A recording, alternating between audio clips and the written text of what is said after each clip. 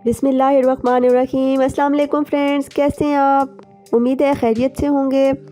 अल्लाह पाक सबको अपने हिफ्ज़ व अमान में रखे, आमीन सुम आमीन।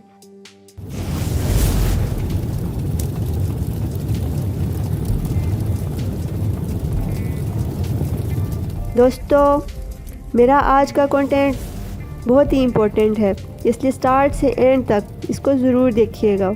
दोस्तों, मेरी आज की वीडियो सूरज ग्रहण के बारे में मालूमात और इसके नुकसानात के बारे में आगाह करना है। 21 जून 2019 को सुबह 8 बजे से दिन 2 बजे के दरमियान पाकिस्तान में तारीख़ी सूरज ग्रहण मुतवक्को है। पाकिस्तान के बेशतर इलाकों में दिन में मगरिब का समा हो जाएगा। इस बार सूरज ग्रहण 26 दिसंबर 2019 वाले के मुकाबले में बहुत गहरा होगा। सूरज ग्रहण क्या है? जिनको नहीं पता तो उनको मैं बता देती हूँ।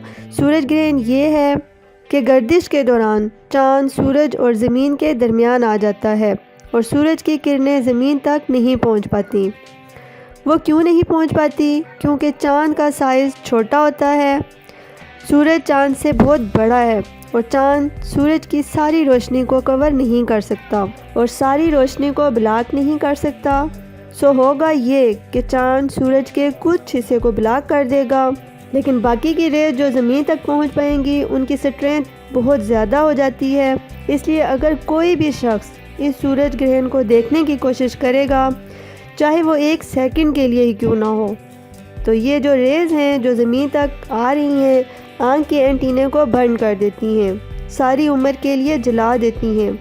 एंटीना जो कि आँख का बहुत नाजुक हिस्सा होता है, जहाँ हमारी नज़र बनती है, अगर 1 सेकंड के लिए भी आप सूरज ग्रहण को देखने की कोशिश करेंगे तो उस नज़र सारी उम्र के लिए चली जा सकती है।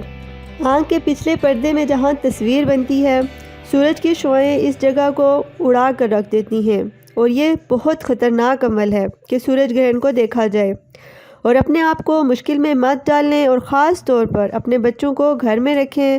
सुबह ग़ालिबन 8 बजे से लेकर दोपहर 2 या 3 बजे तक इतवार वाले दिन 21 जून को लोगों का ख्याल है कि सूरज ग्रहण को एक्सरे से देखें तो कुछ नहीं होगा। भाई, इतनी क्या मजबूरी है कि सूरज ग्रहण को देख लें? आप इसको यूट्यूब से भी देख सकते हैं, टीवी पर देख लें, नेट पे देख लें, और लाइव इसको देखने की क्या ज़रूरत है?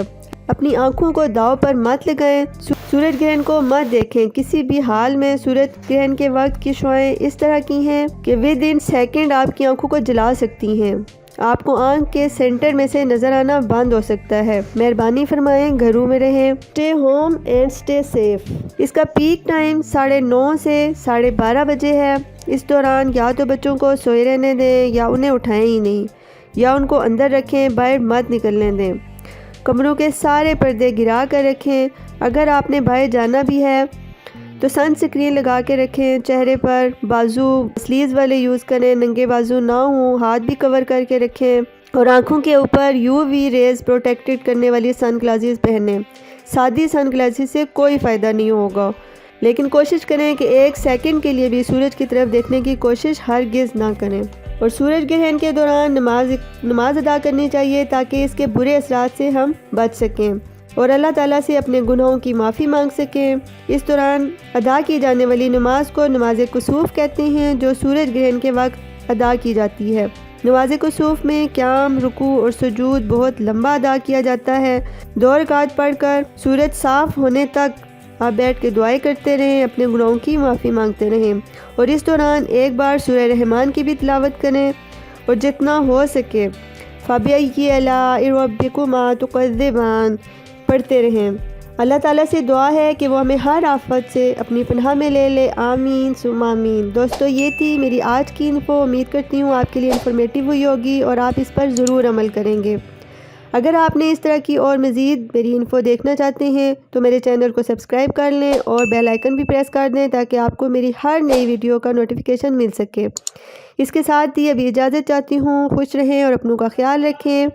फ़ी अमानिल्लाह।